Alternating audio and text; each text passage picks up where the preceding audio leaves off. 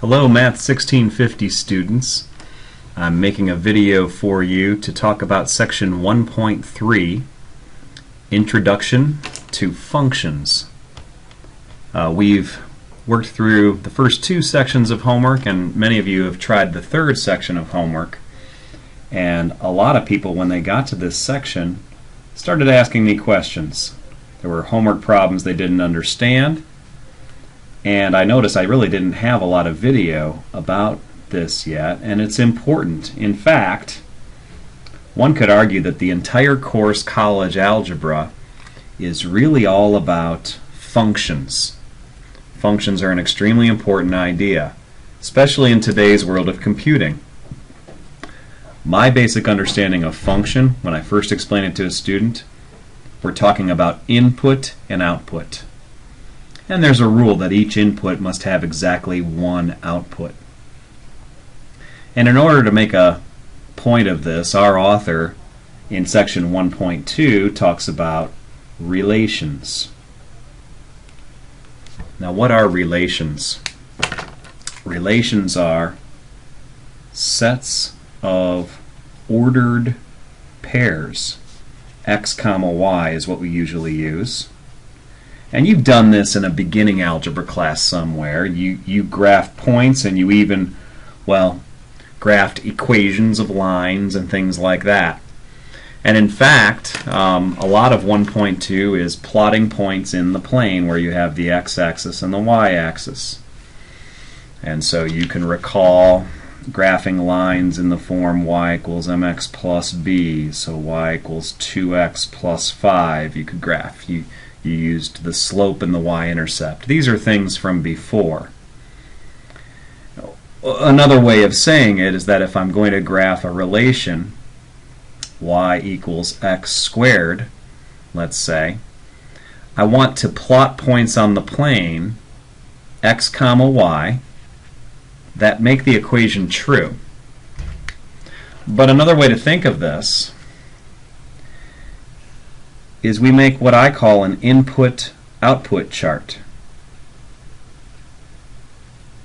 Now, a lot of teachers will call it an XY chart. You know, your input may be X and your output may be Y. But I think it's important to understand it as input and output.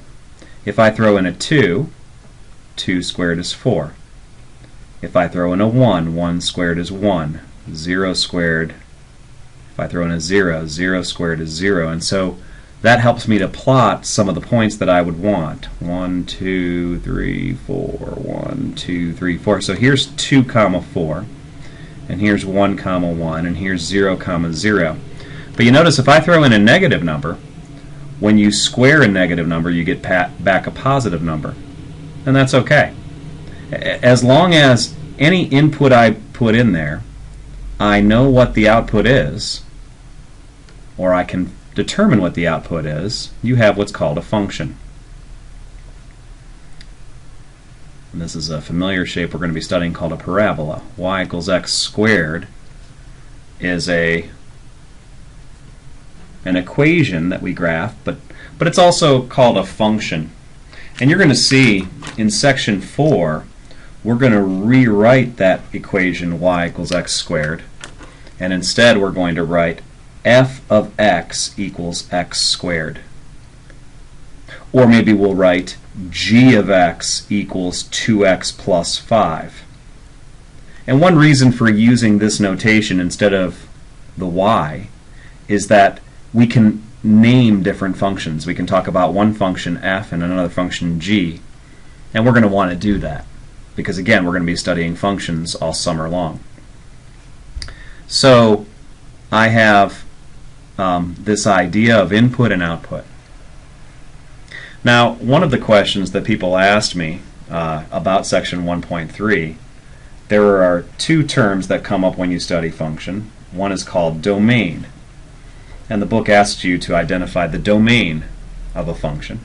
And the domain is the set of all possible inputs. And sometimes a student says, well, isn't anything possible? I mean, what do you mean by that?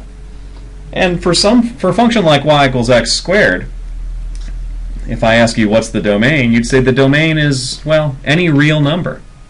Okay? So if we use interval notation, then the domain for y equals x squared, you might say, is negative infinity to positive infinity. You could put in any number you want. We have another word called the range, and that's the set of all possible outputs. And I would not say that the range of y equals x squared is negative infinity to positive infinity. In fact, you'll never get a negative number. I would say it's from 0 to infinity. Well, this is kind of a nice example to start with, maybe, when you talk about domain and range. Well, one other question you might have is what makes a relation a function? And the rule is the following. And I'll write it in black. A function is, this is a definition, a function is a relation where any input has exactly one output. And I always like to demonstrate it this way. My son, if he takes my phone ever, enjoys one of these video games. I'm going to go ahead and play it for you here. The basic version, level 1 of Brick Breaker. And you may be familiar. The idea is we're going to keep the ball up there. And if I need to move this paddle, I can press left. And what will happen is it will move left, unfortunately. Hey, let's replay. Again, if I want the paddle to move right, I move right. If I want it to move left, I slide left. If you think about this game, it would be a silly game if, when I move to the right, sometimes the block moves right and sometimes the block moves left. That would really stink. We want, when I move left, it goes left, and when I go right, it goes right. An input gives me a certain output that I want. That's the idea. Same thing here. When I throw in an input, I know exactly which output I'm going to get. And so maybe, in order to understand function a little better, it's helpful to see something that's not a function. And that's part of the purpose of exercises 1 to 12 on the homework. Take a quick look at these. If we look down here, they're listing sets of points. And you could go ahead and plot these points. It wouldn't be hard to do that. I'm going to highlight number 2. This was not an assigned exercise.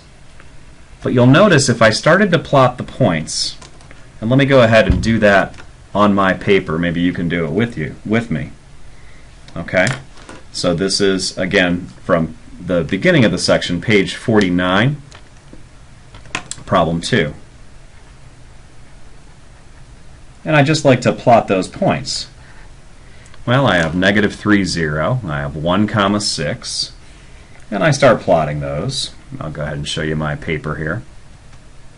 Here's 1, 2, negative 3, comma 0, and 1, comma 6. And again, graph paper would work better, but I'm trying to go quickly for you. You'll notice something. One of the points we have to plot is right here, 4, comma 2, but another point we have to plot is 4, comma negative 9. And let me go ahead and put that on the paper. 4, comma 2 is around here, and 4, comma negative 9 is around here. But remember that the x in a function, or the number inside the parentheses if we use the new notation from section 4, that represents input. So my input is 4. But the output could be 2 or it could be negative 9. That's kind of like playing Brick Breaker, pressing right and not knowing which way the thing's going to go. No good. So what we're going to say is this is not a function. One of the tests that's described to decide if something is a function is called a vertical line test. If a vertical line passes through more than one point in a relation, that relation is not a function. So, again, in order to understand what a function is, you really have to understand what is not a function. I think that's important. And as far as domain and range go, if you want to understand domain, well, I gave you an example where the domain was any number you want. Maybe it's helpful to have examples where the domain is not any number you want. And so let me give you one of my favorite functions to talk about in college algebra or calculus. It's the function y equals 1 over x. Now, I can plot a lot of points. I can plot, for example, if I go out to 3, I can plot the point 3, 1/3. Or I can plot the point 2, 1/2. Or I can plot the point 1, it would be 1. 1 over 1 is 1. But if I try to throw in a 0, we have a problem. We know that 1 divided by 0 is undefined.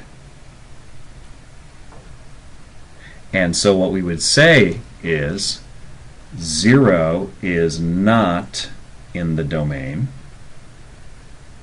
And so, using interval notation, I might argue that for the function y equals 1 over x, the domain is, well, let's use the interval notation that we've been using. Negative infinity to 0, union 0 to infinity, but again, the parentheses mean that you are not allowed to include 0 as a possible input. Whereas when we had the range of y equals x squared, I had a bracket.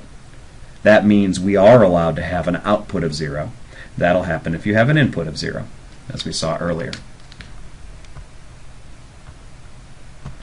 Okay, so I gave you some notes. I think I'm going to close this video by doing a few of the homework problems that you've been working on.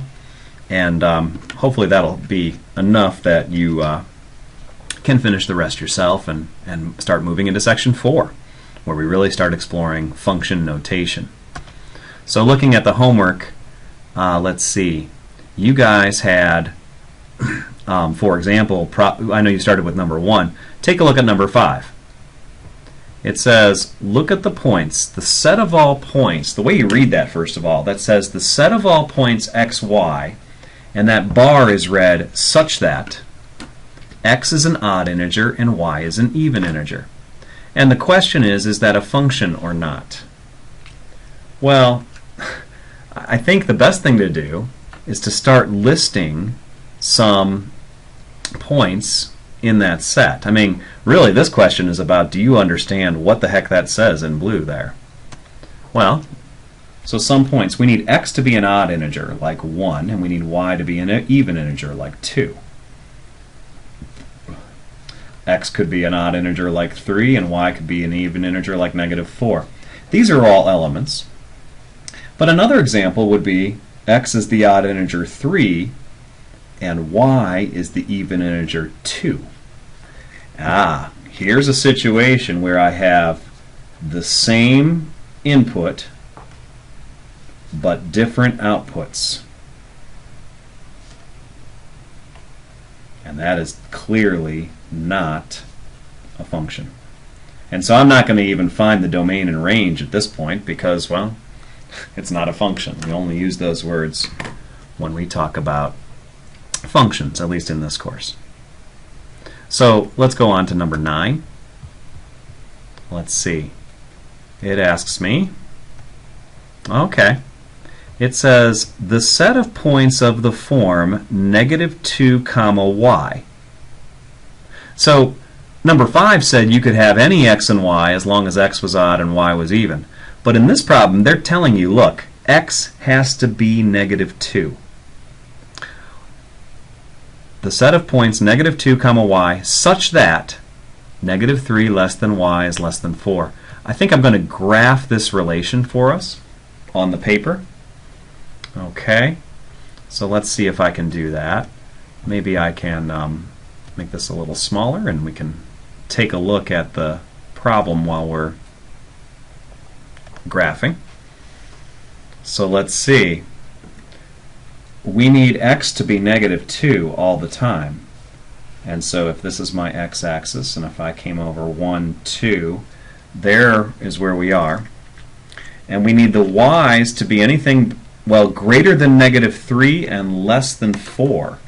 So I guess on the y-axis I can go all the way up as high as 4, and I can go down as far as -3.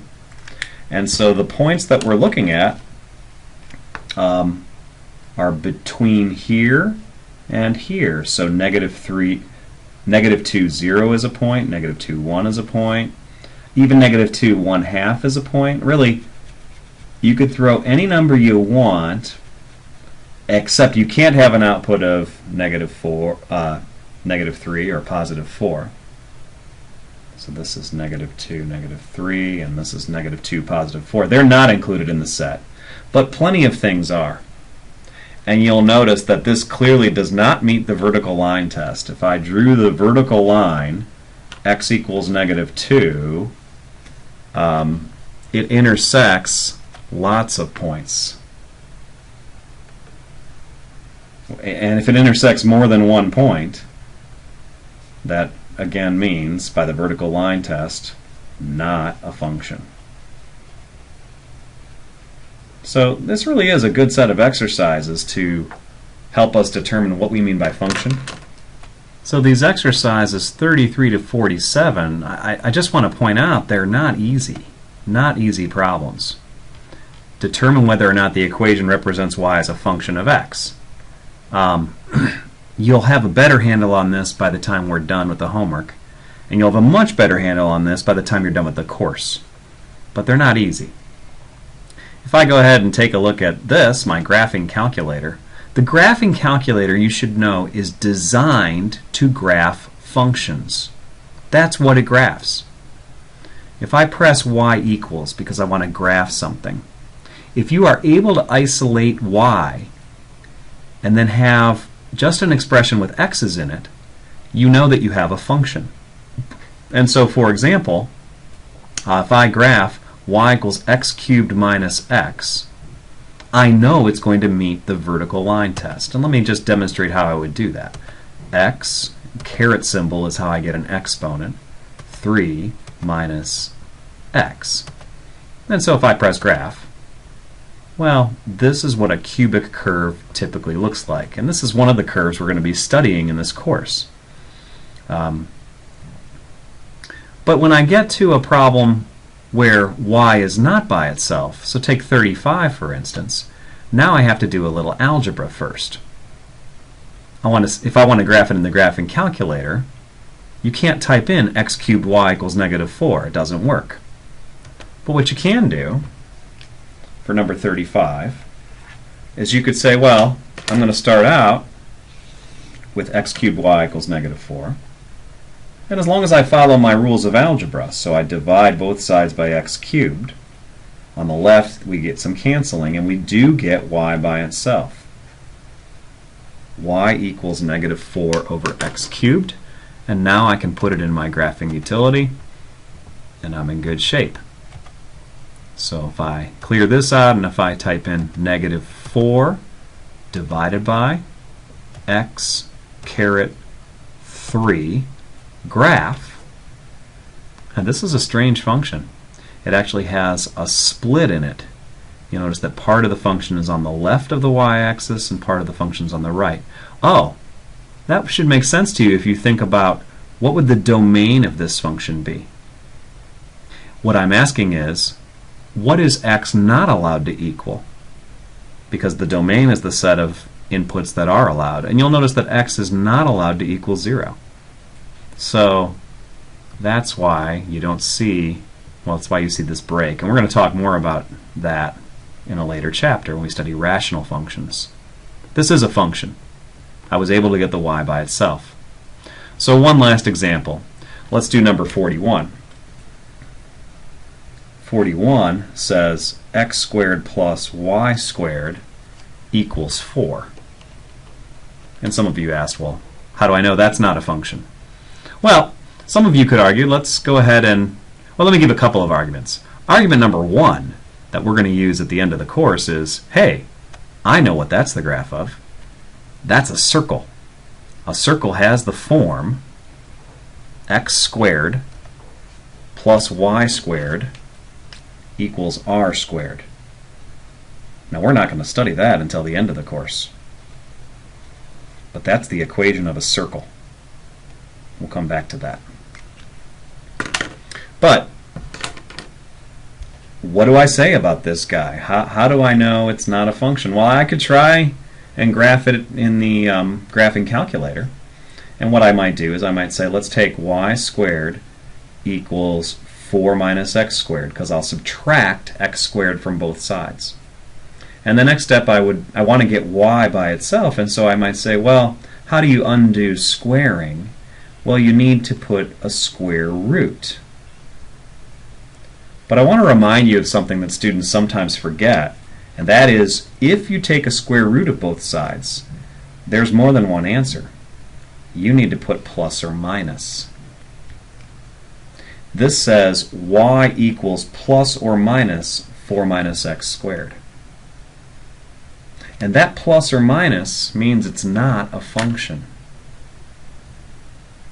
As a matter of fact, one fun thing to do, if I wanted to make an input-output chart and start to graph number 41, as input, I might choose x equals 0 to start.